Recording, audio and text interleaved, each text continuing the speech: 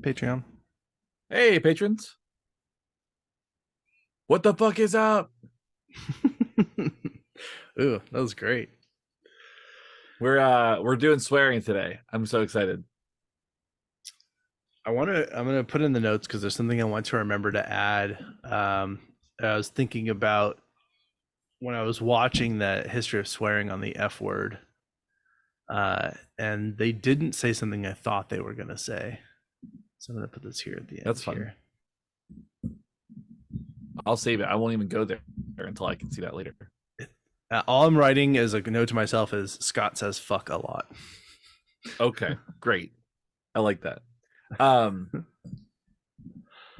that's so fun. I'm so excited for you to say fuck a lot. I just watched the movie The Gentleman for the first time. How was Did it? you see that one? It's No, I good. never saw that one. It's got so it's Matthew McConaughey, Charlie Hunnam,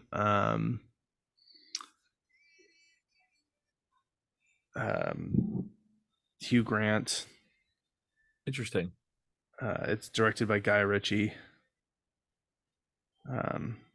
It's a pretty stacked cast. Let's see here. Jeremy Strong. Oh, Colin Farrell.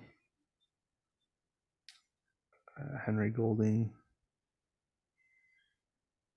Jason Wong. Anyway,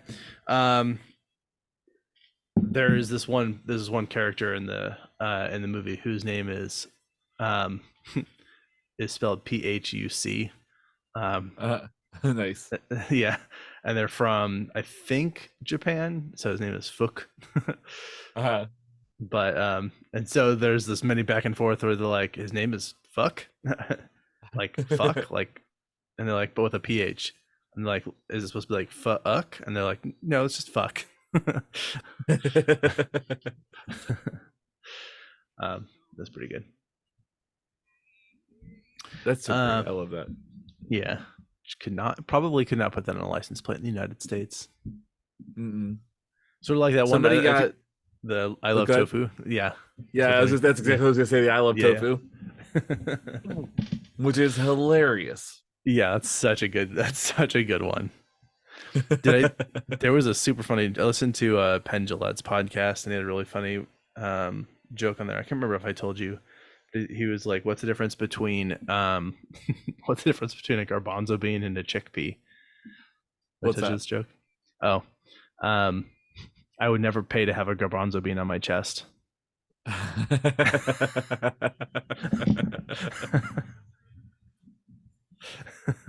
So ridiculous. That one made me very happy. That's pretty good. Yeah. Okay. I don't think there's anything. I think I'm ready to go. I've already reviewed these notes before, so they're pretty good to go. Yeah, I feel good. I feel like we can dive into this. What I probably should do is open my recording software and check my levels. That's great, I think. Does that seem like a good idea?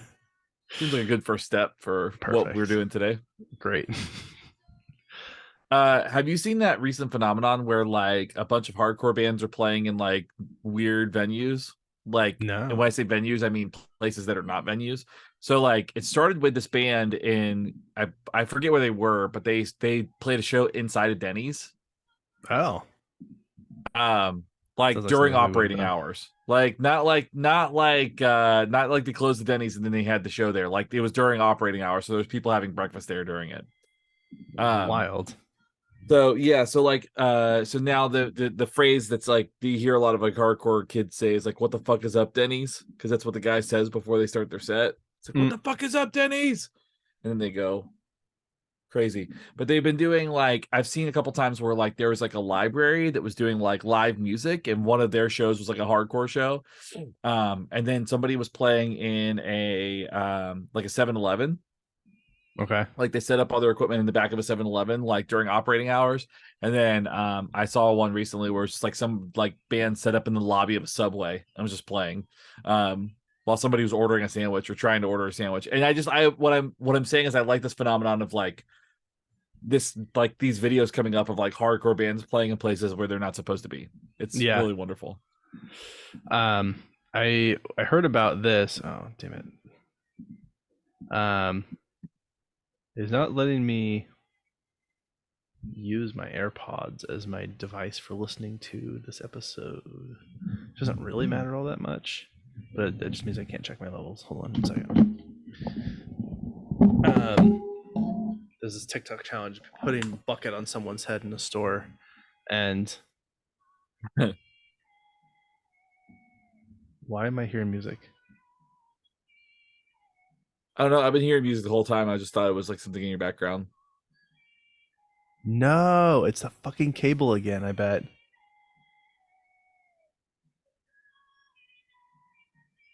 remember when I had to replace the cable and it like, Oh yeah, because that was the because thing the that just weird had to radio edit out. signal.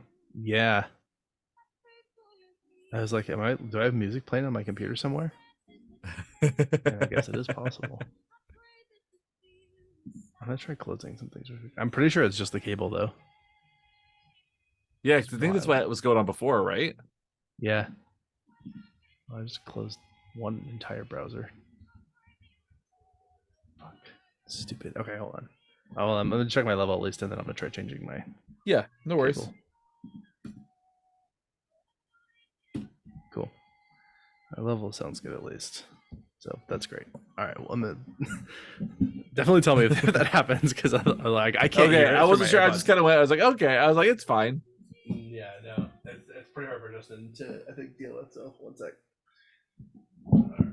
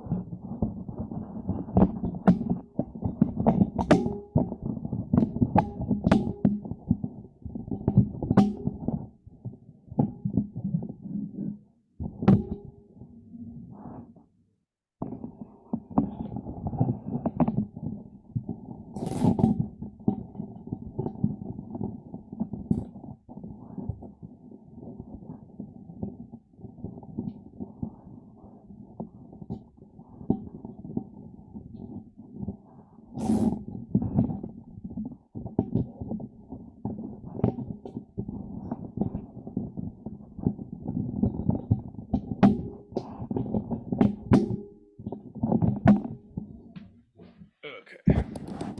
I don't hear any music. Hooray! Yay! I mean, I was kind of hoping the Aerosmith "Don't Miss a Thing" was going to start piping through, but you know.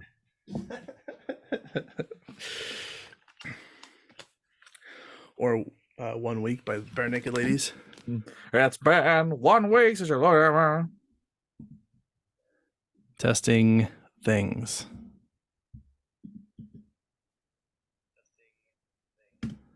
This is pretty good. I might actually just ditch my AirPods and just go to just straight headphones. Let's do that. All right. Party time. Excellent. Okay.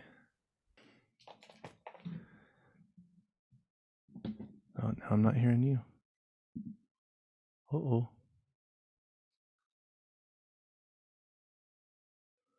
Oh.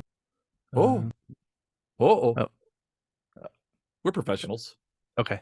I hear you now. Can you hear me now? Okay, there we go. Okay, don't know what happened there, but okay, I'm gonna lower my input just a little bit, and okay. One week she looked at me. This makes for really good podcasting. You know, people get to watch the video and they see. I'm plugging my microphone. It's going through a sound. Hey, listen, this is it's authentic. It's authentic. Yeah, fact. So good at our jobs. All right. I think I'm good.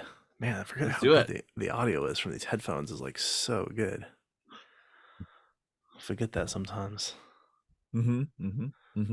Okay. And I'm gonna count us down. Let's do it. 3, 2, 1, go.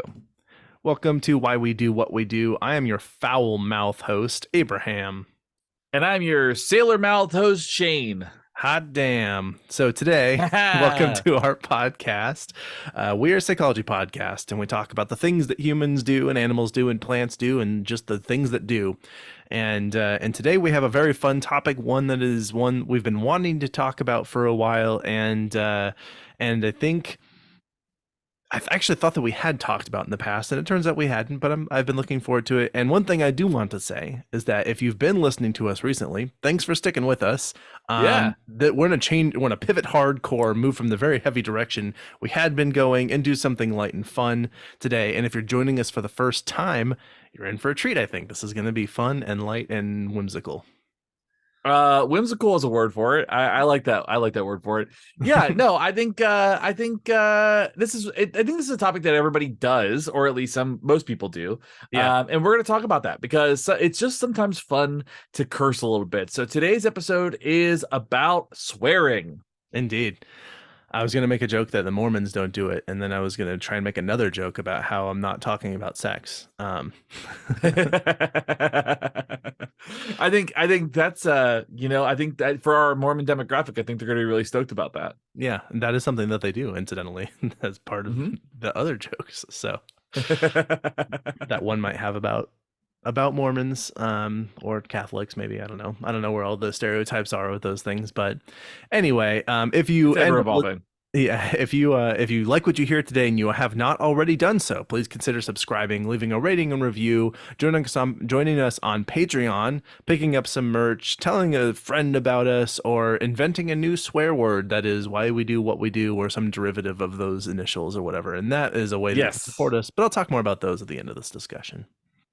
Yeah, so I think in the meantime, we could probably just dive into this topic. And I imagine, fair warning, there's probably going to be a lot of beeps in this one. Yes. Although, we'll try and resist the urge to do a lot of swearing. We are going to be doing some amount of swearing, which mostly you're going to hear as bleeped out, where we have to comply with FCC regulations in the United States and also make as much as possible our podcast available internationally. And there are some countries who feel very strongly about English swearing appearing in their podcast feeds. So we try and keep it pretty G-rated, generally speaking, aside from me yelling about how much I dislike certain things. Yeah. Well, yeah, we do a pretty good job, I think. Yeah. So as a quick fun story here, there is a song many people may know. This is one of those songs that you've probably heard many times in your life and could not tell anyone for the life of you what band sang it. But there's these misheard lyrics in songs that come out, and one of them, or songs or movies or things of that nature, and that can be really funny. And one of them is called "Blinded by the Light." You want to give us a quick sample of this song? Actually, hold on. I was gonna have I'll have Justin insert, but I think what I'll do is I'll talk through it and then have Justin throw in the clip if you can find it. Literally just the revved up like a deuce part, Justin. But I don't remember which part I said already, but the song "Blinded by the Light." And for those of you at trivia night, this is not by Bruce Springsteen or Boston or whoever you might think that this is by. This is by the Manfred Mann's Earth Band. And so that will actually get you through your next trivia night where "Blinded by the Light" is a question, I guess. But it has this line that it really, really, really sounds like the singer is saying, "wrapped up like a douche." Insert clip there, Justin. What it's actually saying is revved up like a deuce. But of course, this has resulted in many humorous misunderstandings and parodies and whatnot. So revved up like a deuce means nothing. Wrapped up like a douche is funny. Very different meaning. Yeah, Yes. and also too, I think the reason we bring that up is because there are a lot of times where we might mishear something as profanity or something inappropriate, and it's probably worth just kind of understanding that maybe we're primed to listen for that stuff, or maybe we catch that stuff because it's quote unquote inappropriate. So we're gonna unpack a lot of that as we go forward. But yeah, that's a fun song at least. Yeah, absolutely. So if you haven't heard it, go check it out. I think you'll. It's a catchy, Yeah, and a lot of synth in that song. there's a lot of synth. There's a lot of repetition of that very phrase that we said. And the title of the song, "Blinded by the Light," very apt title, I think. Uh-huh. Yeah, 100%. So the fact that we have a word, swearing, for a group of words that are particularly taboo, I think speaks to the very unique nature of these curse words that we're talking about. And so a lot has been made about this swearing and cursing, how it means, or how it works, what it means, what it might mean with respect to the speaker who is swearing, their intelligence, their character, their upbringing, something else about them. And so that's part of what we're talking about in this discussion today. Yeah, we're also going to talk about how we restrict it from storytelling for religious reasons. We've restricted to quote unquote protect our children, which don't get me started on that. Yeah, And right. to avoid offending people. So what the hell is swearing or cursing or any of these things that we're talking about? Yeah, how did it evolve? Why do we swear?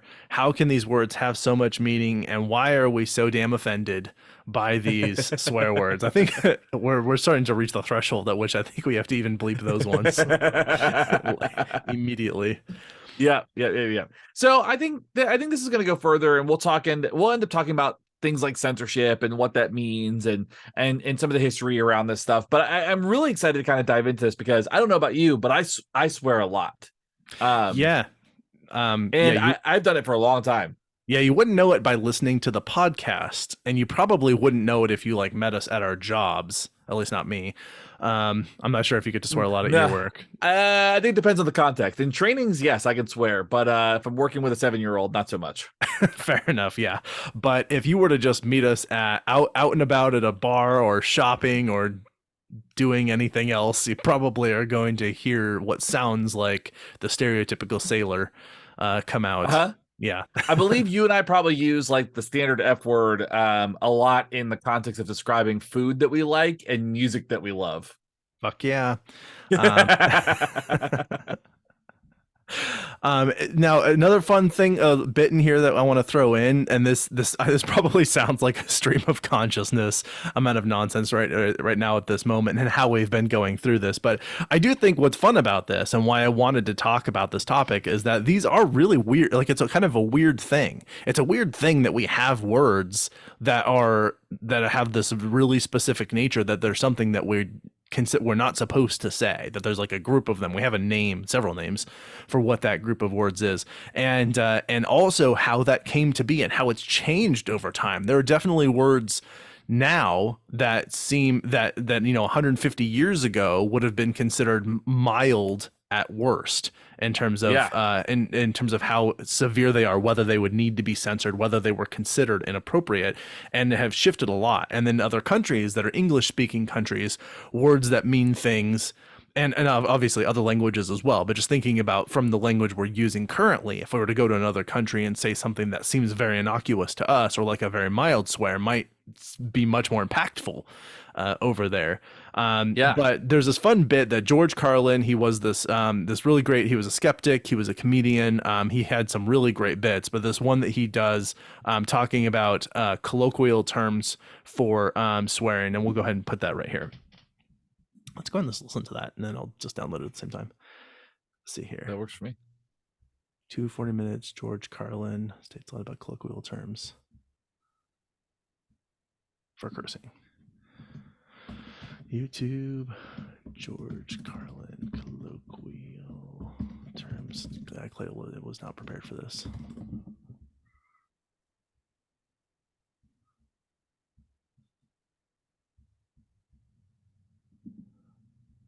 do. We'll just watch it together.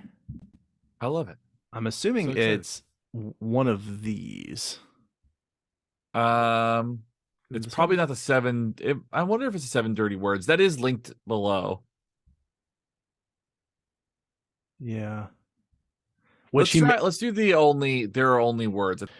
Yeah, maybe not that one. No, I wouldn't use that. I think the only part of that I really liked was the part where it says like it's all context.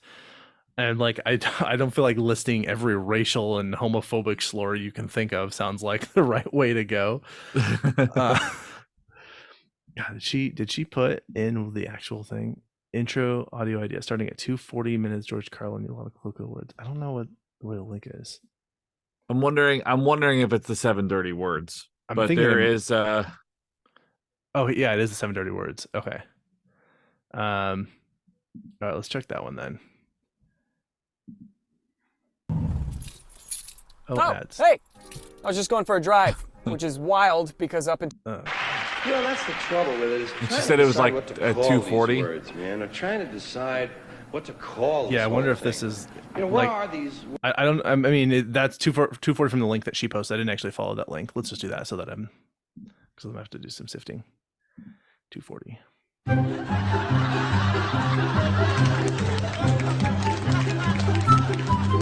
Here are these words I'm not supposed to. And I did too. Called them bad language, dirty, filthy, foul, vile, vulgar, coarse, unseemly, in poor taste, street language, locker room talk, gutter talk, barracks language, naughty, saucy, bawdy, raunchy, rude, lewd, lascivious, indecent, profane, obscene, blue, off-color, risque, suggestive, cursing, cussing, swearing. All I could think of was shit, piss, fuck, cunt, cocksucker, motherfucker, and tits, man. 7. And it wasn't complete. I knew the list wasn't complete, but it was the initial list. That first evening, shit, piss, fuck, cunt, cocksucker, motherfucker, tits. And I knew I had ones that could never be said because they didn't mean anything else. There are some words you can say part of the time. Talking about an ass kicking. Ass is a word that's hardly even a curse word anymore, but it still is in a little way. I mean, most of the time, ass is all right. On television, you can say, well, you've made a perfect ass of yourself tonight. But you can't say, you half-ass.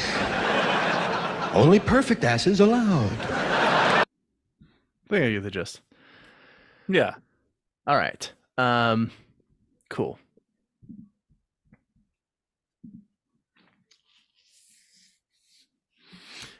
We'll have more to talk about that because I think that actually influenced the FFC rules on what were considered the words you can't say on television, even though like right. he actually made them up just for the bit. Like it didn't actually have anything to do with anything. He was just like, these are the 7 words. And they sort of took it as canon, which is really funny. Right. So yeah, I'm not sure how much of any of all of that we can use, but I certainly would say we can't use the first one. Yeah, not unless it's just, I don't know, the context, which I think he's not wrong. Like the context is the part that matters. But that's about that 5 or 10 seconds is as much of that as I would want to use. Yeah. All right. Well, let's get back into it. Beep. So anyway, God, do we even play? See, I figured if we were going to try and segue into that segment. I don't know that we should. I think we could probably say, George Carlin has a bit on like dirty words and talking about that. We'll link that one video after maybe we watch it. I would just say maybe I don't even know.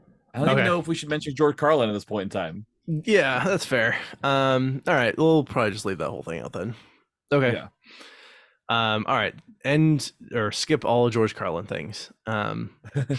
Sorry, Justin, that was like so much. We're like 15 minutes of this episode because of that. I think we'll have like 3 minutes till we get to what's probably an ad break. So yeah, okay. All right, back to wherever we were before the George Carlin stuff. Obviously, some of the discussion that we have today, as you mentioned, Shane, we're going to be bringing up the issue of censorship, how that matters, why it's important.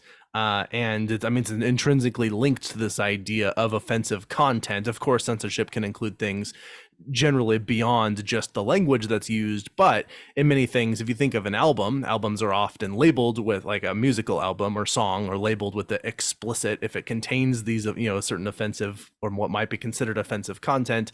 Yep. And that's similar for other, like, movies, TV shows, YouTube videos, and then podcasts. Also, we have to specifically, when we publish this podcast, check a little box that says, does this contain explicit or inappropriate content, yes or no, and you just check whether it does contain that content. So, like, the industry around the dissemination of media and language and entertainment and a variety of content, it requires an acknowledgement of whether it meets some arbitrary but real standard of what would be considered offensive.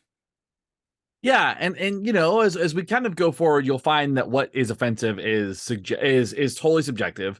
What gets censored is really based on those in power who find something that is inappropriate. And really, I think as you go into it, they are just kind of words. And some of them are very fun words to say. Some of them are incredibly loaded and charged and shouldn't be said. And I think there's a lot to kind of discuss within all of this. But I think, at the end of the day, we're still talking about this idea of swearing and cursing and whatever that is. So I think we should probably talk about what swearing is. We should, after you may swear as much as you like through some ads. After this fucking break. Ooh, that's even better. We'll save that for later. Okay. Okay, so we've kind of just been talking, like, sort of around swearing a little bit. So let's get into what is swearing. And there's some stuff in here that's a little bit it's very thought-provoking to me, at least, when you start to consider some of this, but we'll get into that. Obviously, swearing is a noun. You can, if you take a definition here, one that Jess helped us put together on these notes, so thank you, Jess, for that. One of the definitions she found here was, quote, the use of language regarded. Hold on. So the use of language would be a verb. Oh yeah, you're right. So swearing. So like just language. So you said swearing is a noun. I would say swears are nouns. Swearing is a verb, right? That's a good point. Yep. Okay, I want to make sure you. Yeah, I didn't want people to like. I didn't want that. I didn't want that. That review for you. Well, and also the part of speech is kind of irrelevant. So yeah. Okay. So what is swearing? And so just who helped us put together the notes for this provided a definition as, quote, the use of language regarded as coarse, blasphemous, or otherwise unacceptable in polite or formal speech in order to express anger or other strong emotion. End quote. Yeah, and there's also another quote that says, quote, the use of words which have the potential to be offensive, inappropriate, objectionable, or unacceptable in any given social context. And that's from Beers Fagerston, 2012. Would that be? I would imagine it's page 3. Page or paragraph? I'm not totally sure. It's 3. Anyway, beep. That's from Beers and Fagerston 2012. Yes, and I don't think that now we gave those definitions. I actually don't think those are very good definitions because strong emotions are really not required to say these swear words at all. They can be very casually used in ways that they still function as swear words, but are not emotionally charged in any way, and often are not even considered necessarily offensive, again, because we'll be talking about the context and how that's related to what makes a swear word and its history and that sort of thing. Yeah, and so understanding that as a general rule, language occurs in a context, and so when we engage in language, it usually requires some type of context for there to be some interaction or something along those lines. Even when I'm talking to myself, there is a self context where I am engaging in some kind of outward thought where I am discussing something. So there doesn't necessarily need to be a strong emotional response to, or a strong emotional kind of like motivation for me to engage in all of these. I use profanity when I'm in my happiest. I'm never mad, and I use so much profanity. Yeah, for sure. And actually, to that point, if anyone's ever had the experience that, like, someone says something that's so out of context with the current situation that you're in that you don't even understand what they said, even though what they said was perfectly articulate and reason, like easy, like it was a language you speak. It was just completely outside of it. As an example of this, one time I was going through a drive-through and I was ordering coffee, and the person taking the order said, "We're all out of cups, so is it okay if we put it on a plate?" And it caught me so off guard. I stared at the speaker for a second, and then I said, "What did you say?" Because they were just joking, they were just messing with me. But but it completely threw me off because I was the question, the context. I was like, "What is happening?" And so I think if something is pulled so far out of context, sometimes it catches off guard. The context is really important. That's really not what we're talking about today, though. Instead, we're talking about swearing, and there's actually like a whole bunch of different words for swearing. This might be a good spot actually to insert that clip and just let it play. You know what I mean? Mm-hmm. We're just where he's George Carlin clip. Yeah, just the part where he's saying all the different ways to describe swearing. I like that. Do you still want to go through this list then? We probably should, right? I think we probably still should, because several of it that's on here I think isn't even what he says. Right. Okay. So Justin will insert that clip. I'll download it. I'll add it to the files. But okay. So if you want to just pick up and say some of the ones that we have on the list here that he didn't say. Yeah. I can do that. Okay. All right. So as we heard from George Carlin, there are some terms for swearing that can include things like profanity, cursing, obscenities. You've got vulgarity, blasphemy, swear words, cussing, expletives, four-letter words, bad language, dirty language, offensive language, strong language, colorful language, rude language, blue language, which according to Jess, she had never heard that before. I'd heard that a couple times. Like blue is a little bit like not so it's like something to be like just basically you're socially inappropriate. Okay. But one of my favorites, maybe it's a Southern thing, I don't know. But my favorite one is pardon my French. Yeah, and I was really curious where this came from, because it's such a weird thing to say. And apparently, what Jess was able to find in looking this up is that English-speaking people would use French words often incorrectly and then apologize for it. And so many swear words that did derive from the French language. So when someone would say a swear word, then they would then say "excuse" or "pardon my French" as a response to it. And I guess that's the context. I kind of love that. Yeah. That's so fun. Now, today it's used for the latter point, excusing one's own cussing. So, like, you know, if somebody says, and they'll maybe even say it sarcastically, where they'll say, "Pardon my French, but you're an asshole," like Cameron says from Ferris Bueller's Day Off, which is excellent recommend, by the way, if you've never seen that. Yes. Yeah, I watched that relatively recently for the first time, of just a few years ago. I don't know how I made it so far in life without seeing it, but yeah. It's pretty great. Yeah. All right. Now, another thing I feel like swearing in language. I don't know if this is the time to put in swearing with other languages. I feel like we want to get through more stuff before we talk about other languages. I'm going to move this. Yeah, I was going to say that's probably good for the behavioral science section. Yeah, let's get down there.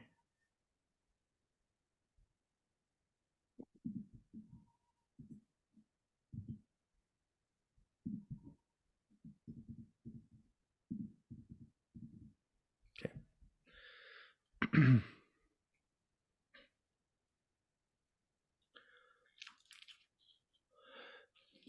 Okay. Beep. So one of the things that I've heard and I've found questionable at best in different circles is, and you've probably seen sort of clickbait titled articles that say something like swearing is correlated with higher intelligence or with lower intelligence, or swearing means like the sort of old grandma's wisdom, swearing means you have like a low vocabulary sort of thing. And so we can dig into this. Is there research to suggest that is true or not true? Well, right. I mean, I've always heard those things too. So Sure. Let's first start with J&J 2015. So this article found that people who have a higher fluency with taboo words, including slurs and pejoratives, also tend to have a larger overall vocabulary and higher verbal fluency. So researchers concluded the idea of a, quote, poverty of vocabulary, end quote, associated with the frequent use of taboo words is actually a myth, and that a rich vocabulary includes the ability, and that a rich vocabulary includes the ability to use both taboo and non-taboo words effectively. Now, again, this is correlational, not causal. I think that's really important. But Yeah. I do find that really fascinating that like if you can use swear words fluently, that means that you could possibly have a larger vocabulary. You know, it does remind me a little bit in the episode that we did where we were talking about idioms and how one of the ways that one fits neatly into a culture, that they show their integration into a culture, is the ability to use the idioms of the language and the culture that they're in. And that swearing is kind of like that. Like there's some amount of being able to effectively use swearing inside of a language or culture that you're in which you're participating is it shows a level of fluency and understanding of that language that goes beyond simply the vocabulary that you use. And so I think there's some overlap with the idea of idioms and the use of swearing, both sort of groups of words that have a unique sort of, I guess, definition, if you will.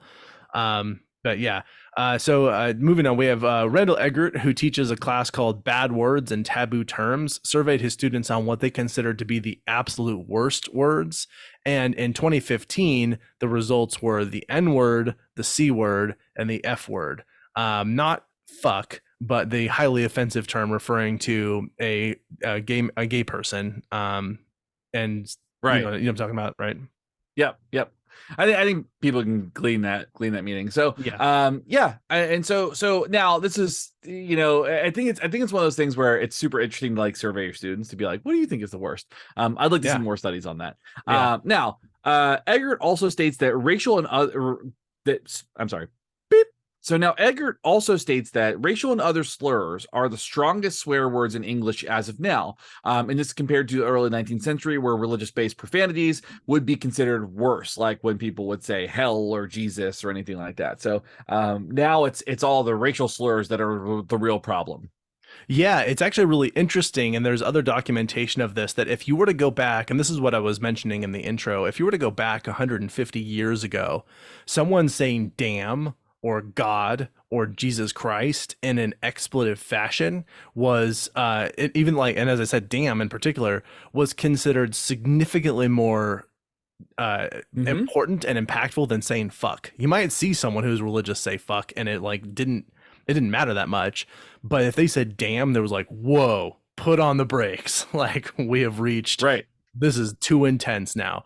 Or like hell, I think, is another one. And those are at the point now where they're so minimally taboo that I think that you don't even necessarily have to censor them if they occur at a certain, like in a particular context or a certain rate. Based on the rules. I think we'll censor most of ours in here, so I apologize if you didn't understand most of what I said. I think the words I used were the D word, referring to going to hell, which I think if used in that context is appropriate. Let me try that again. The D word, the H word, and we didn't have to play God or Jesus Christ, so those ones. No, we can.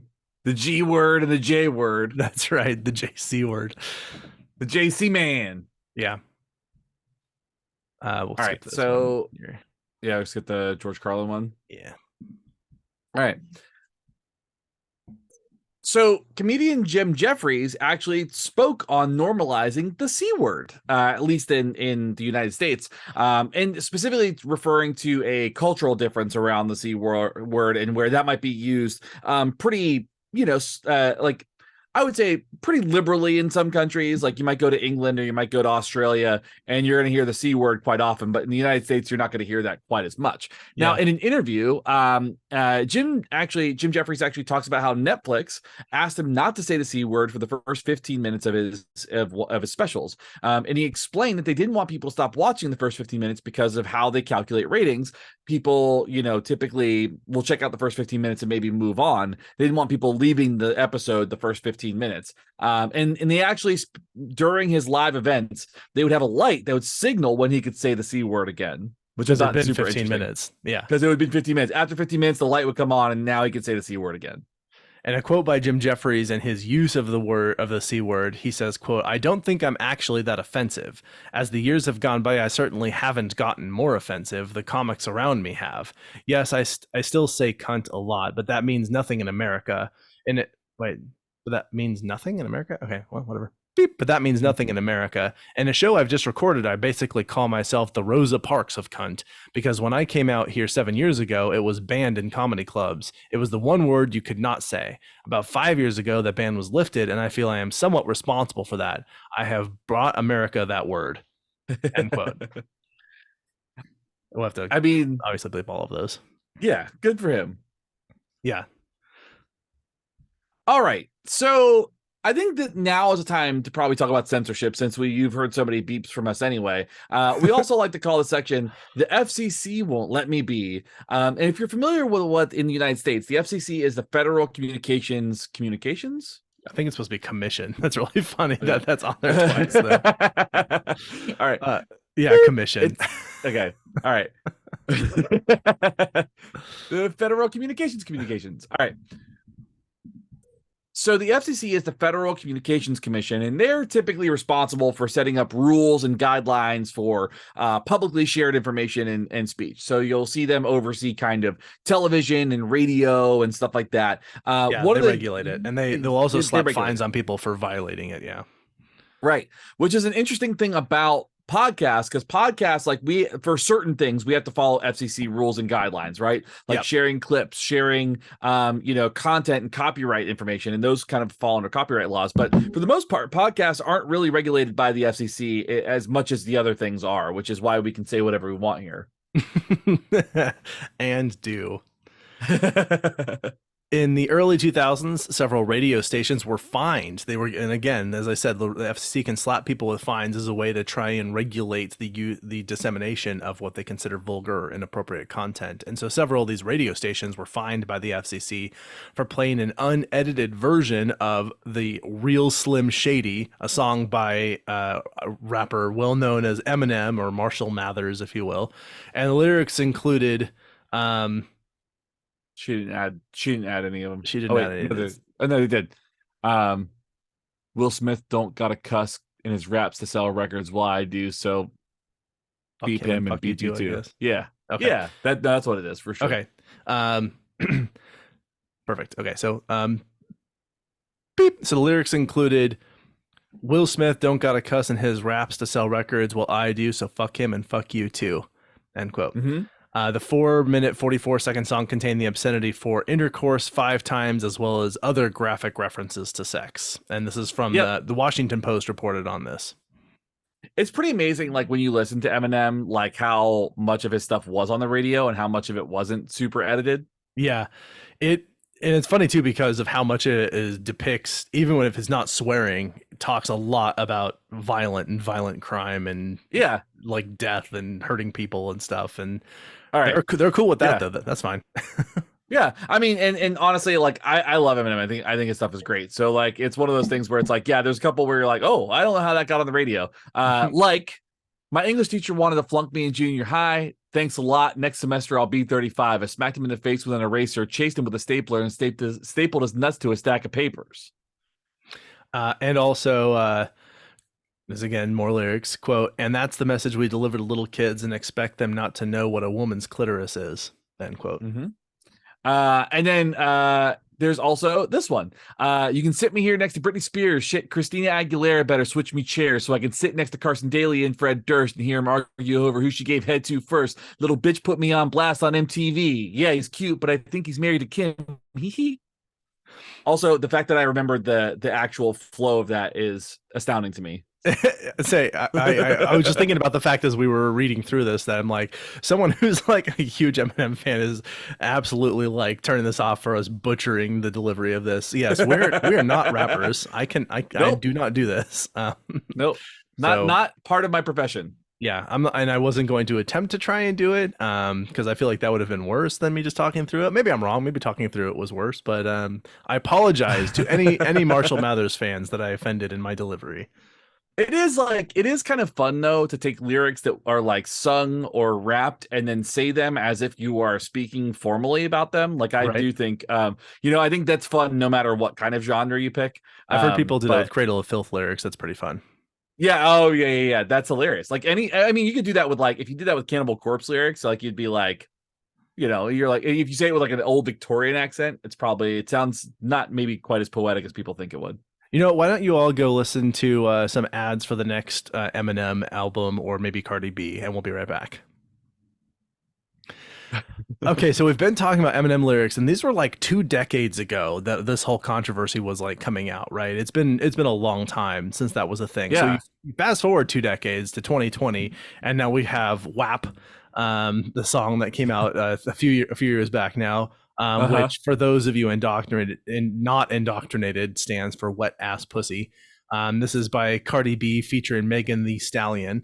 And this song was so popular it debuted at #1 on the Billboard Hot 100 chart for 4 non-consecutive weeks and spent 22 weeks in total in the top 100 chart. So it it worked. Yeah. Well, Yeah. And what I will say, because I don't know that we can really read we can't. There's no way. I'm like reading, I'm like, we're not for censorship, but also I just personally don't feel comfortable reading these lyrics. yeah, I think that's fair. Yeah. It's if you want, I mean, if you want to It's go, vulgar. if you want to learn more, go check out the song.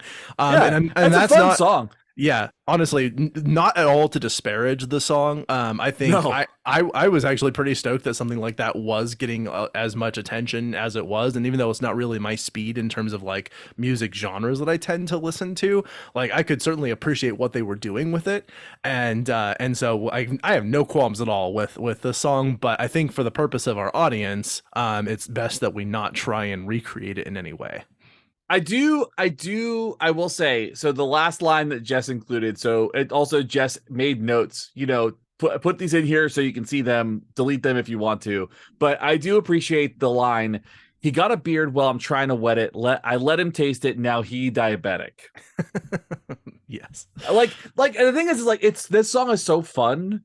And it's so fun. There's two reasons why this song is fun for me. It's fun because it is absurd what they got away with, that this was on the radio. Yeah. And the FCC was like fine with it. But I also love how upset people were by this. People were so upset about this. Yeah, Tucker Carlson absolutely had a conniption, I think. Yes. It was great. Yeah, anything that makes his head spin around on his shoulders is I'm going to be on board with in some capacity. Yeah, something that tightens his bow tie. Yeah. All right. Let's see here. Okay.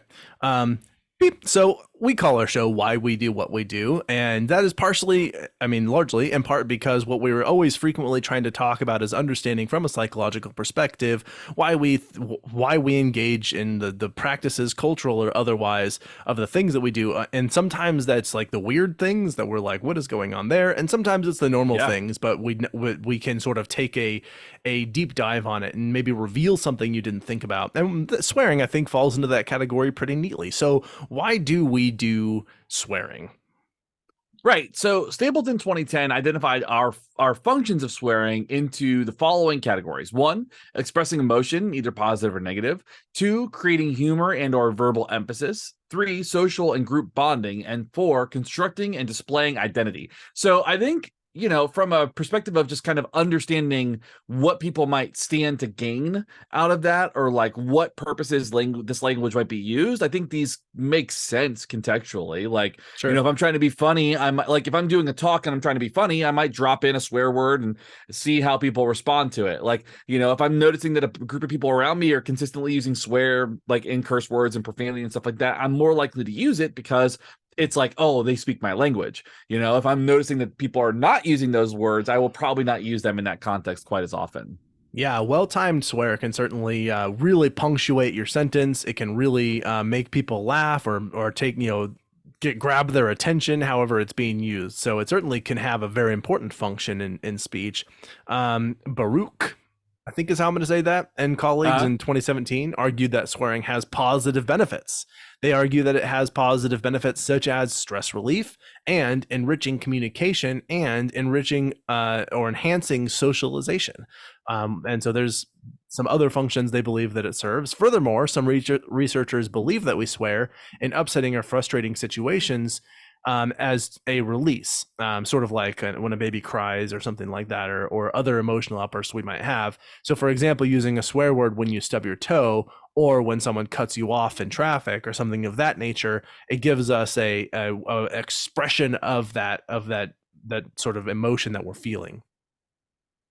Absolutely. Now, swearing has also been shown to significantly affect hearers' perceptions and evaluations of speakers, including judgments of personality, competence, humor, credibility, and intelligence.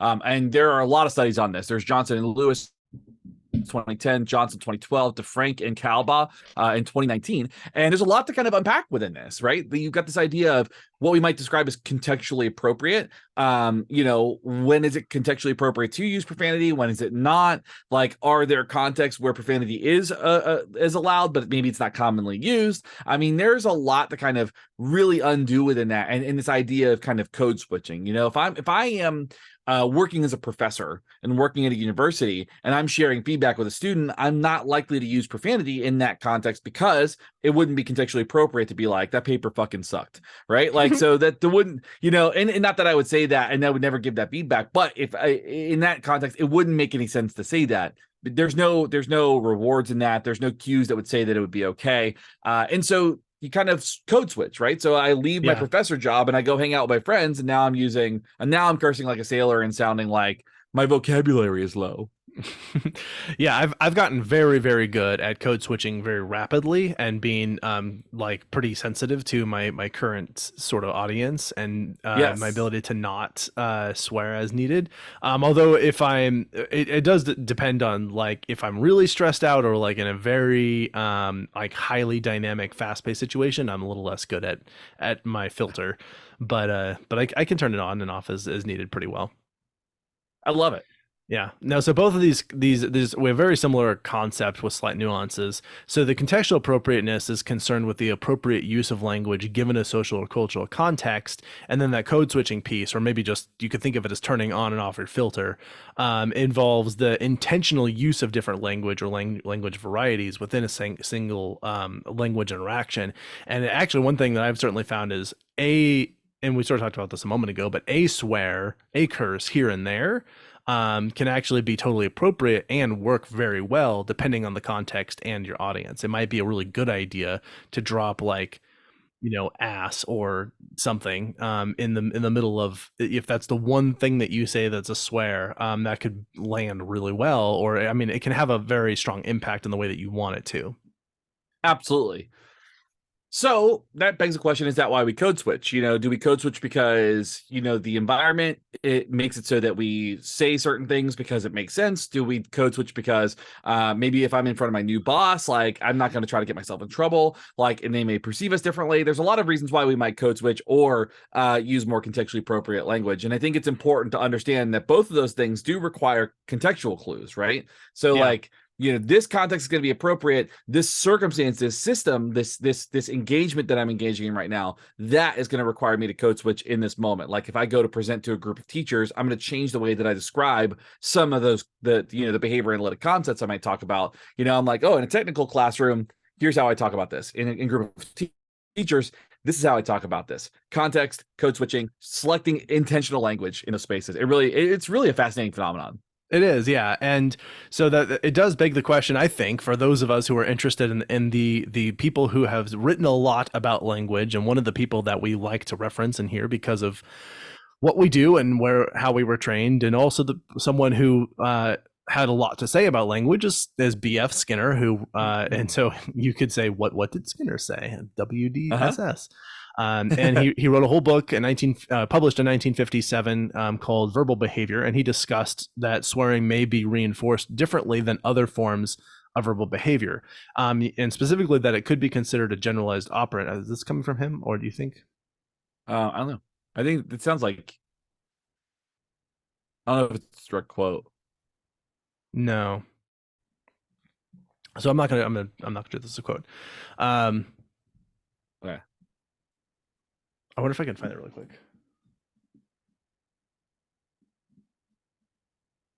Oh, there's my verbal behavior book. On air research, good stuff. Yes.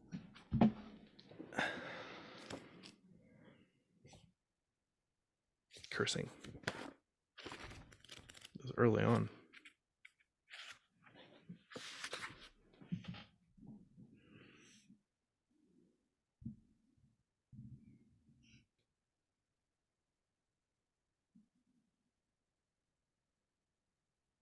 Is it under the mand? Am I on the wrong page? Hold on. It's page 49.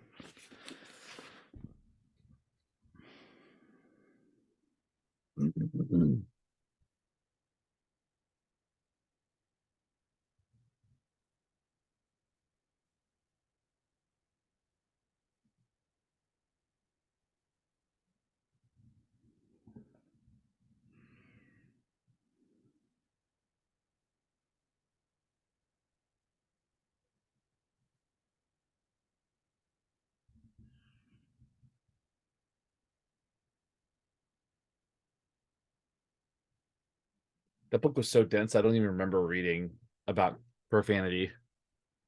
I feel like I would have.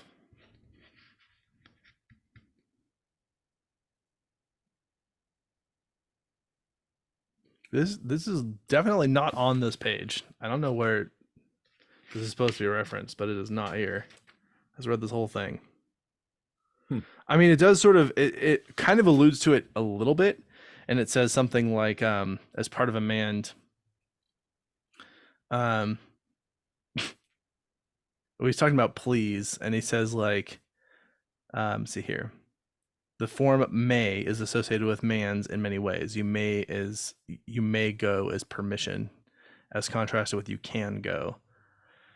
And then he says, may you always be happy, or may you suffer the torments of Job in the form of a generalized mand, please.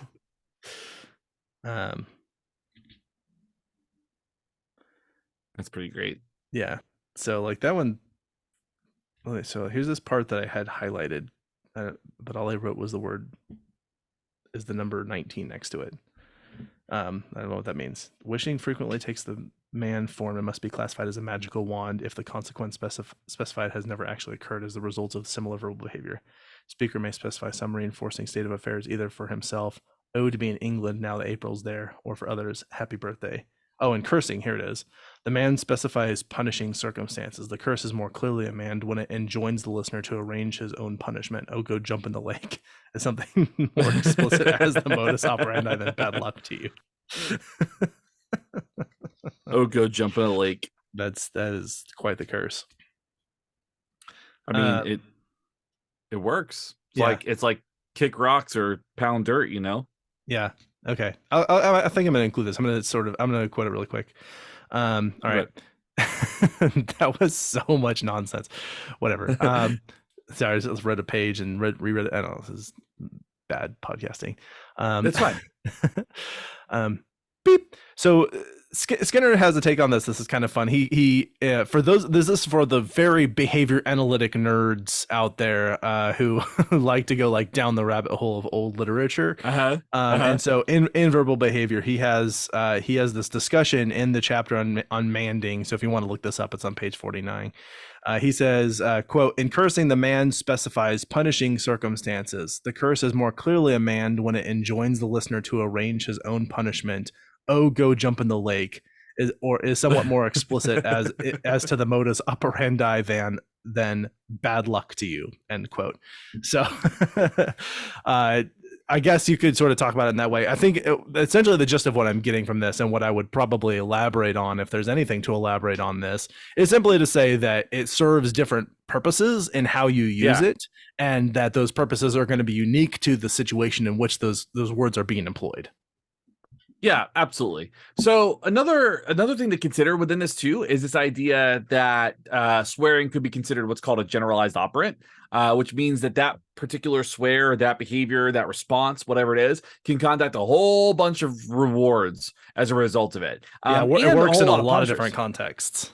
Yeah, that's why I believe the F word is like one of the most versatile words that can be used in verbal behavior, because it can be used as a verb, a noun, an adjective, like all kinds of ways. And Yeah. so you'll see that kind of happen where like languaging in specific context in certain circumstances contact different reinforcers and punishers, and that's how people end up with soap in their mouths. That's how people end up with like really funny jokes. That's why some comedians like are, that's where the term blue language, I've heard it is comedians, they'll say, oh, I don't work blue, Mm. being that I don't use profanity. Mm. So like Jim Gaffigan doesn't work blue, right? Like he Okay. doesn't use profanity in his stuff. That's where that comes from. Anyway, so that's a side tangent. But the idea that like all these words have a lot of versatility, right? They could be you could like, that's bullshit, right?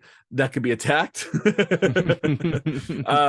actually that probably is. That could be an introverbal. It could be any number. It really depends on some context. So I don't know. I think it's pretty fascinating when you think about profanity being used so like across so many different circumstances, Yeah, and I think in raising the point, because you didn't talk about this, they're just words, right?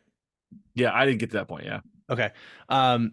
I feel like we've sort of talked about the other parts of this. So part of this is to consider, and I think we've sort of alluded to this already, is that these are just sounds that we make. Like if I were to swear in another language, and someone who only speaks English, or at least doesn't speak the language I'm swearing in, it wouldn't mean anything to them. It would just be sounds that came out of my mouth. So it only means something because you have a history with it. You understand what it is and how it's being used and how it means something in particular.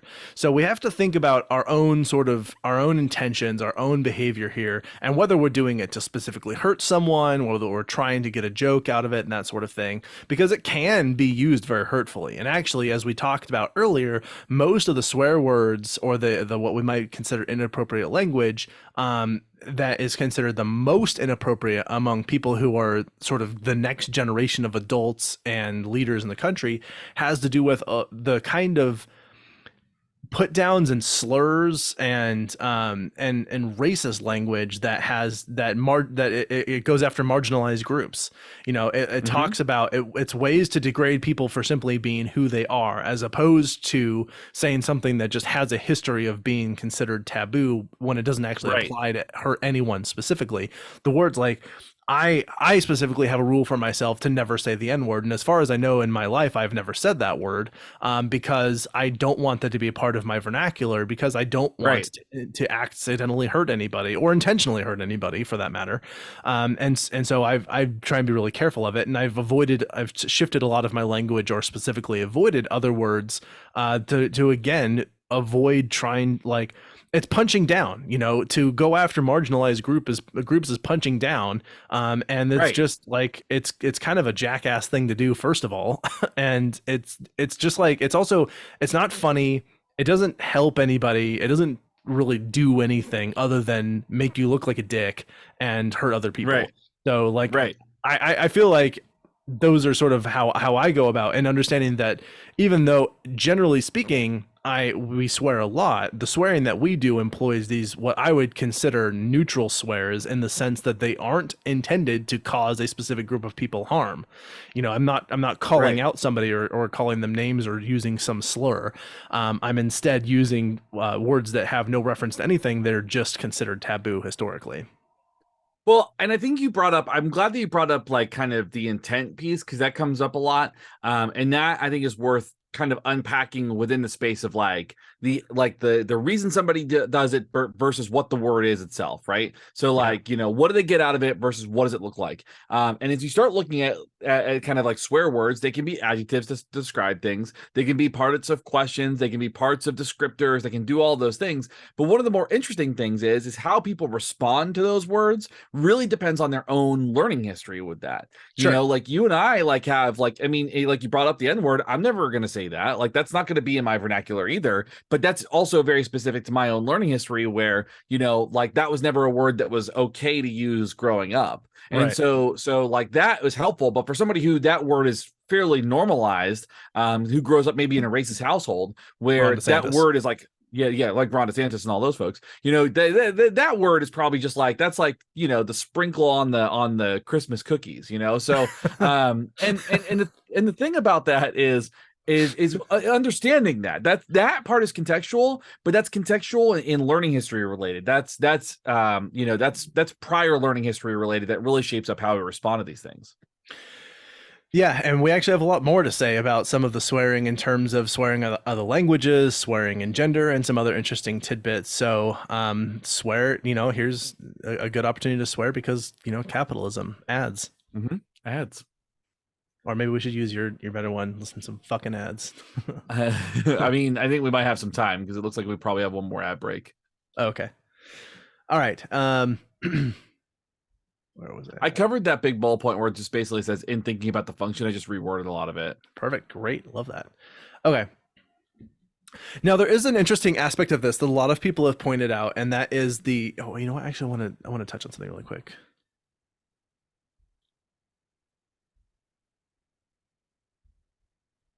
Okay. I'm going to go and just throw this in here. I'm going to skip ahead a little bit and go back. All right. Beep. Something that others have pointed out that's really interesting about the words that we choose to be swear words. You might think like, how did they end up becoming swear words? Why would hell be a swear word? Why would shit be a swear word? That sort of thing. For those of you, again, all you're hearing is beeps. I said the H word and the S word. I should probably not necessarily just say them, but otherwise all you hear is beeps. But and one of the things that Benny have pointed out is that what tends to fall into the category of these taboo words that are swear words are words that have to do specifically with sex, genitals, and excrement. Those are kind of the big ones. If you think about it, there's a little bit of terms of relational taboo, like damn and hell is in there as well, right? But it largely has to do with that. So you're gonna hear a whole bunch of beeping right now. But if you think of fuck, shit, dick, piss, cunt, ass, all of those are the swear words that are associated with the that's pretty much it. It's largely genitals, sex, and excrement, and some amount of religious damnation in there.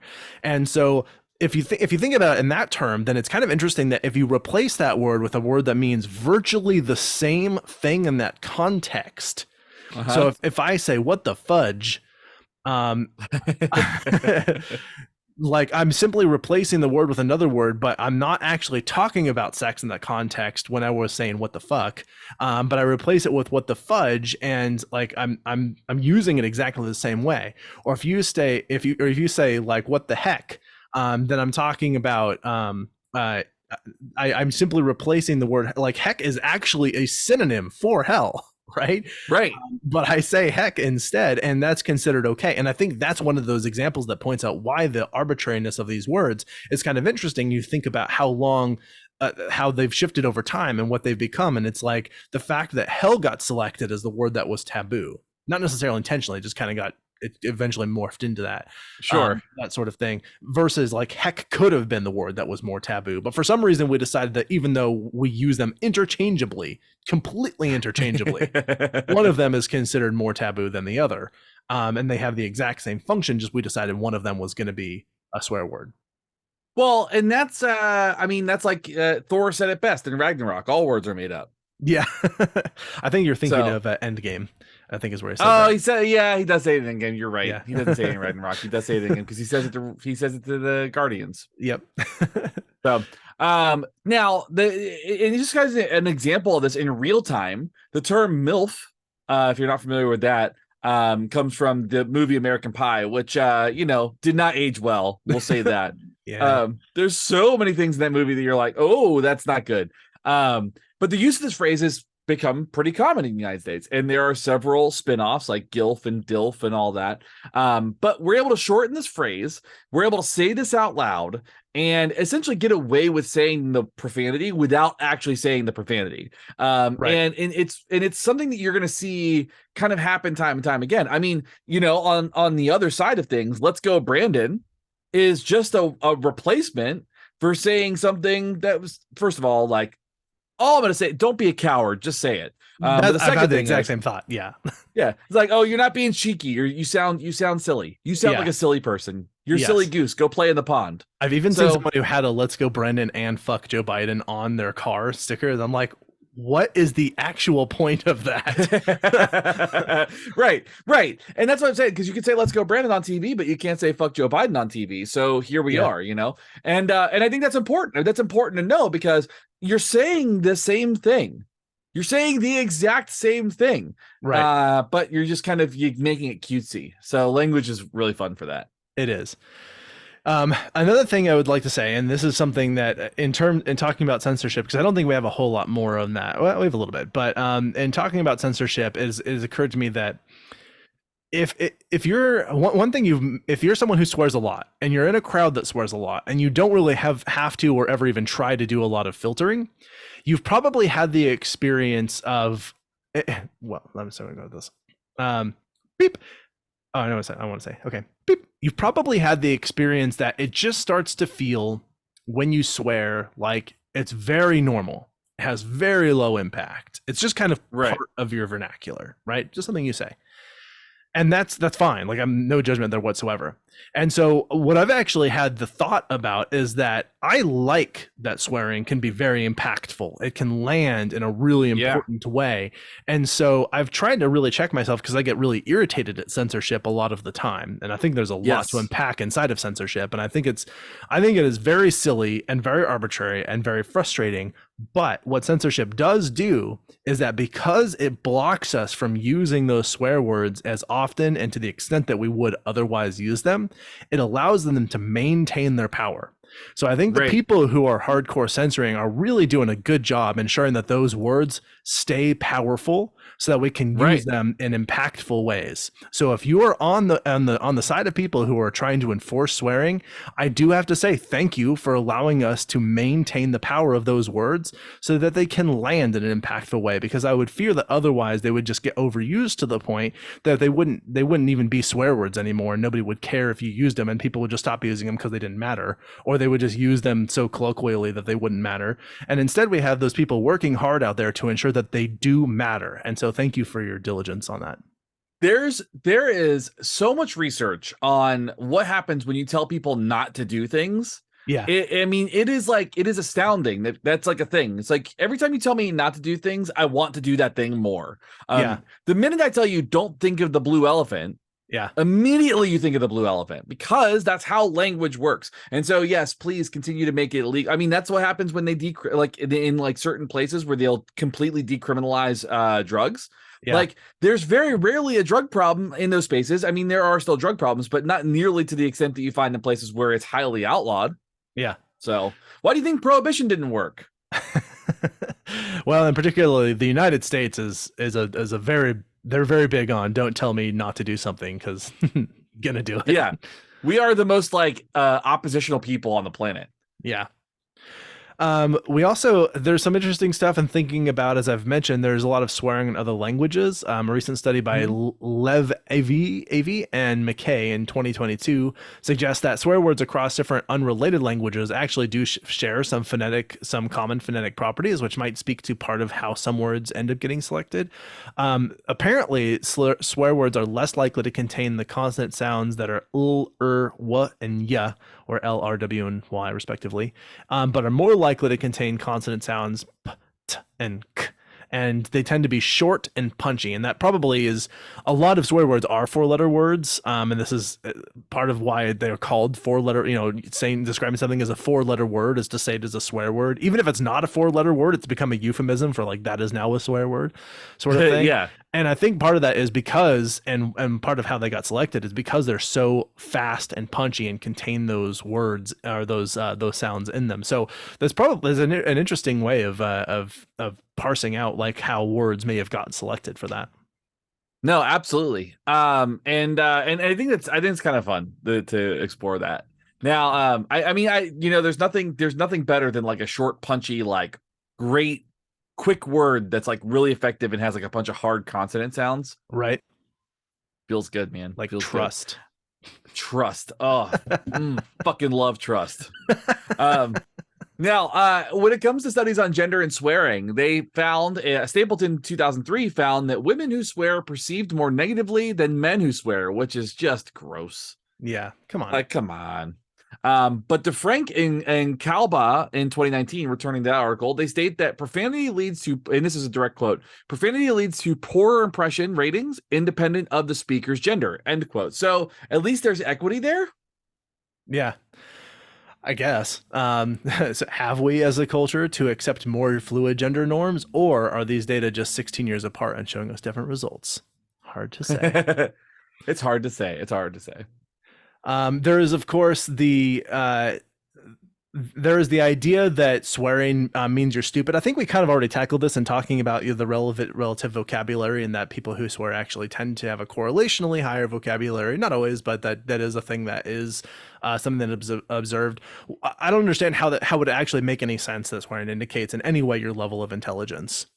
How? No, not at all. Like, I mean, it depends on how you define intelligence, how you measure it, and that sort of thing. And if your measure of intelligence is how much you swear, well, then someone who has not even graduated kindergarten could be considered highly intelligent. So Sure. it seems like that's not a very good metric to use. And then the fact that you are someone who maybe has a very high education and maybe does a lot of really important science and philosophizing and whatever you do, that you if you do choose to swear anyway, like, why would that in any way impact your the actual metric of your intelligence? I just think those two things don't fit together. It's a non sequitur. So no, swearing does not mean that you're unintelligent. I do think if you choose to use a large amount of racial slurs and again these sort of these put downs and pejoratives against marginalized groups, that does speak something to being like, if we call someone ignorant, and we're not saying ignorant always means unintelligent, but it certainly means uninformed and not very thoughtful, is a way to put it. And I think that would be an appropriate way to describe someone who chooses to use a lot of slurs as their swears. Yeah, absolutely. So I think, do you want to do the last ad break real quick? I was before we actually get to- just about to All right. Do you want So now, I sorry. could do it real quick. Cool. All right.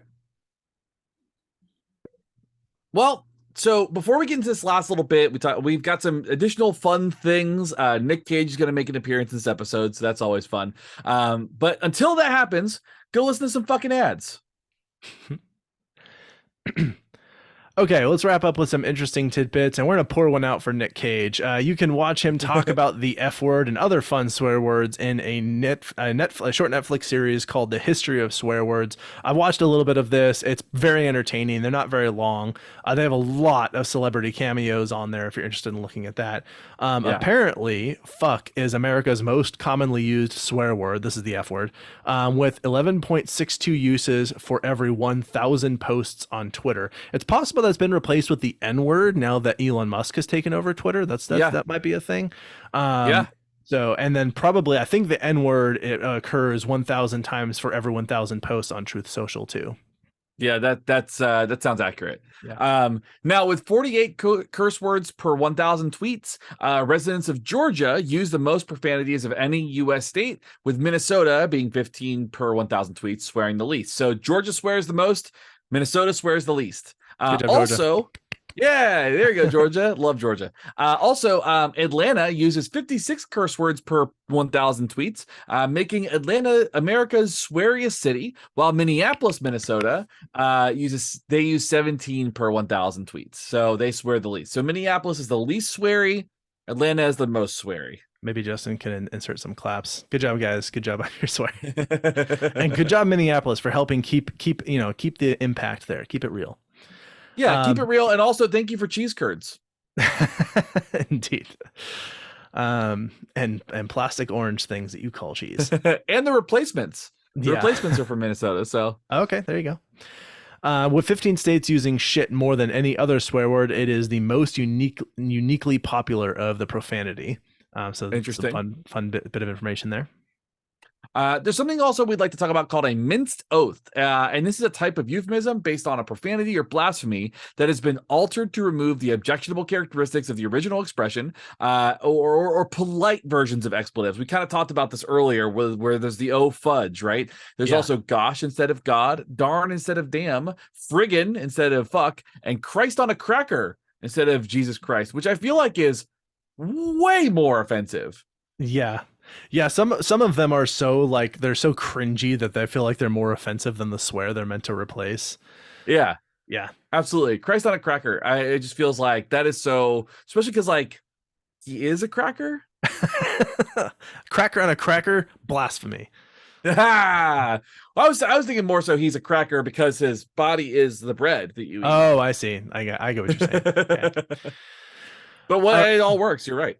Now, interestingly, there's a lot of the tools that we use anymore that will automatically attempt to censor our work. Microsoft apparently finds the following words offensive and will not translate them when using closed captioning on PowerPoint. It will not, for example, put in closed captioning masturbation, vulva, pornography, porn, dildo, fuck, bullshit, or a few others. But what it will accept is penis and vagina. So the more medically accurate term for a woman's genitals, vulva, is not okay, but penis is. Thanks, Microsoft. Yeah. So this actually came from, we discovered this when we were presenting in Seattle, and we were testing out the closed captioning because we were like, okay, well, here are words we're going to say. And the only one that showed up was penis. Now, did it specifically say like, we won't show these words, or did it would just do ignore that a word happened. There'd just be a gap in the transcript. Okay. Let's see here. Okay. That was the thing that she posted, was the term. Okay. Yeah. Beep. One of the things that they mentioned in that Netflix documentary, sorry, I know we're jumping around a little bit at this point, but just to wrap this up, is the fact that like the other thing that possibly is characteristic of swear words, different from how other words are used, is how flexibly dynamic they are. They can be used as nouns, verbs, adjectives, adverbs. They can be used in like any different way. And what's kind of amazing about some swear words is how you can actually follow the logic of a swear word, even when that's the only word that's being said, or almost the only word being said in a sentence. For example, if I could say like, you fuck up the fucking fuck, you fucking piece of shit, you actually can follow most of what I was saying, even with the only word being fuck in that sentence. Or like fuck you, you fucking fuck. Yeah, like, exactly. I definitely don't like you, and I'm calling you a name. That's right. But I'm talking about you. And so it's like, if I could call something the fuck, and then I could say the fuck as a exclamation, as a question, denoting surprise. I can say the fuck and just be talking about an object of some sort, or an action, some noun. There's like lots of ways that you can use it and follow that language, and it's kind of remarkable how dynamically flexible these words are. And so that could be another reason, or like characteristic of what of the things we consider these taboo words, is the fact that they can be used in so many different ways in so many different situations. And it's like so flexible. It's part of its grammatic agnosticism is what people find offensive about it, potentially in some way. Yeah. It will live forever. You can't control it. I kind of love that. I love that quite a bit, actually. I think that's really fun. Yeah. Well, okay. I've been we've gone way over our time. I think we should go ahead and wrap it up there. As a quick take home point, I think what I'd like to say is that swear words are just, I mean, in one sense, they're just sort of sounds that we make that don't really have any meaning aside from the meaning that we assign to them in the context in which we use them. And that being said, there are words that we use in the context is specifically meant to degrade a marginalized group of people. And those are words that I think are inappropriate because the intention of them is to cause harm. The words that I like that are swear words that I use a lot are the ones that are not intended to cause anybody specific harm, and they're just meant to land an impact in a particular way. They're meant to elicit some kind of emphasis, I think, or not elicit, but they're meant to evoke a sort of sense of emphasis on what I'm saying. It's not just the, I don't know, what's a thing, like it's not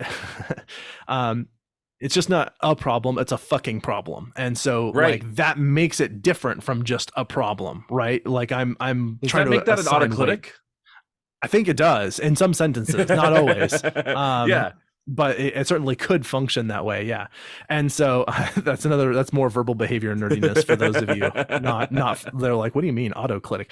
That just comes from, that's more BF Skinner lingo about verbal about language, basically. So anyway, that's one of my big take home points is those sort of things that I just mentioned. Yeah, I think one for me is that the learning histories really do play a critical role in this. I think that when you are younger, or like you have experience with certain words, you probably don't use them because they were either punished or they were like, there's something that's going on there with that word, or it's paired with something that you didn't like, or whatever it might be. These words are words; they are responses, and as a result, these responses, whether they are responses that are in our environment or we are engaging in those responses, they develop their own kind of unique learning histories, their own reward histories, and really everybody has a different way of viewing profanity. I think that we end up viewing it a little bit differently because these are considered quote unquote taboo words, and some people have like given them a specific kind of historical charge, if you will. They've made them Yeah. more powerful as a result. But I think it's really fascinating that every single person has just like a unique individual history with all of these words. Yeah, absolutely. And there's something that occurred to me that I didn't we didn't talk about in this episode, so it's more of an afterthought than a take home point. But it's thinking about like there we had this discussion about what's considered inappropriate for children, right? And this whole idea of protecting children, and that is a wormhole we'll probably have to go down at some point, and what that means and what's intended by it. And not necessarily with respect to swearing, but all of the censorship that's done around quote unquote protecting children. At the time that we're recording this, there's been some recent legislation around simply taking away the rights of people to do things like dress in clothing that is not stereotypically assigned to one's gender as being illegal because it is meant to be inappropriate for children to see, which I find that very idea very offensive. Right. That someone would decide that they need to moralize how someone dresses because it's how inappropriate it would be for children. Anyway, totally side tangent. Where I'm going after here is, because this is considered such a taboo thing to not say around children. I'm not saying that we necessarily should, but I think what it does do is it creates swearing as kind of a rite of passage for children as they start to grow up. They start to look forward to maybe they're not looking forward to it, but at some point they cross a threshold where they can start to swear. And that is sort of I am now in a different stage of my age and development. Yeah. And that becomes a thing, like the big kids that are bad because they swear, or or now I'm a big kid because I get to swear, whatever it is. Like, it does sort of function in that way, and that's just worth considering. That like that's kind of a context we're setting up by making it something that is okay for at a certain age, that they're going to start doing it. Even though like there are a lot of kids who, when raised in very religious household, they might not ever really pick up the habit. They'll probably try it out a little bit. You know what I mean? Right. They'll mess with it. Yeah. They'll toy around with it, and then they'll probably get in trouble, but they'll toy around with it a little bit, and that's just a thing that happens. So it's worth considering that is part of the situation we're setting up. Again, I'm rambling. Do you have more take-home points, or are you ready for some recommendations? No, I think I'm ready for recommendations. I think it's a pretty straightforward phenomenon. Let's do it. And since I've been talking so much, you should start. All right. So I'm going to recommend a book, and I have read I believe this is the 20th book I've read this year. Wow. And this is, I know, I'm flying, my friend. You're doing good. So this one is called Baseball: A History of America's Favorite Game by Greg Vexey. So I am a former baseball player. Can't play anymore because of injuries, and I really enjoyed playing when I was a kid. So like, it's been a part of my life since I was like 4. And this was a really cool dive into it because it was a history of the game. It was a history of kind of where it started, how it got developed. What was really fascinating wasn't that it was all about the rules or like celebrities. It was all about how the game got shaped up, like how at some point in time the Supreme Court of the United States was involved in regulating baseball. How at one point in time helmets were considered feminine, and you were not a man. yeah, like it was like if you wore a helmet, you were not fit to play baseball, is essentially what would happen, until somebody was literally killed by a fastball. And then they were like, maybe we should think about helmets. maybe a good thing. And so so it talks about that, like, the first person to use any sort of like equipment, how all the bats were not shaped the same way when they first started, Sure. the invention of the fastball, all those things are really, really cool. The steroid age that everybody remembers from like the late 90s with Mark McGuire and Sammy Sosa and all that. So it was a Right. really cool dive into all that, and like kind of learning that like the Yankees started out as like kind of like a rebel team before they got all the money and sold out, how the Red Sox were originally called the Red Stockings, and how the Negro Leagues played such a huge role in shaping baseball before Jackie Robinson came in. So some really, really cool stuff in this book. Wow, that's wild. I would have not have Uh-huh. thought there was that much to cover about it. Yeah. And there's something weirdly meta about whether it is offensive to say that like wearing a helmet is feminine, or if it's empowering to say like, no, men are so stupid that they'll consider basic safety precautions like a bad idea because, and that like that it's so womanly to think of something so smart and basic as safety precautions, and so manly to do something so stupid to think that that's something you shouldn't do. Yeah, I don't know it's where that wild. lands. Yeah, but that's funny. It was great. So that's my recommendation. It's a great book. It's super easy read. It's like less than 200 pages. Oh, okay, nice. All right. You actually have piqued my interest. I do not read a lot of sports anything. But that I do like history, so that could be Yeah, fun. this one was fun. Okay. Well, I'm going to go a totally different direction. I went on a huge movie watching spree in the last week or two. And one of the movies I watched recently is a movie that just came out at the time of this recording, and that is called Dungeons and Dragons: Honor Among Thieves. And so, yes, this one is, I have no idea what it's funny because we came out singing the praises of Ant-Man and the Wasp: Quantumania. And then that one got kind of panned by critics. And I really don't fully understand what they hated about that movie so much because I thought it was a lot of fun. So I have no idea how people are reacting to this, but I really enjoyed Dungeons and Dragons: Honor Among Thieves. I thought it's very funny. There's a lot of like jokes set up for it, and it's really good fun adventure time. And I am actually not one who has ever played Dungeons and Dragons. I don't know very much about that world or the anything that has to do with the stories inside it. Sure. I did recognize, there are other things peripheral to that I'm sort of familiar with, and so I recognized some of the content in the movie from those, and I got a sense that they were definitely trying to pay a lot of homage to I mean, it's obviously based on Dungeons and Dragons, but I think there was like specific campaigns and like storylines that they tried to include. I really don't know because I'm not familiar with it, but I thought the movie was really fun, totally worth the time and money to go see in theaters. So if you're looking for a movie to go watch, you could do a lot worse than Dungeons and Dragons: Honor Among Thieves. So that's my recommendation today. That's so fun. I've heard it's a really fun like dive into that world. Yeah, I liked it. I know, again, I have no idea what people are, the critics are going to think, but I liked it. It's good.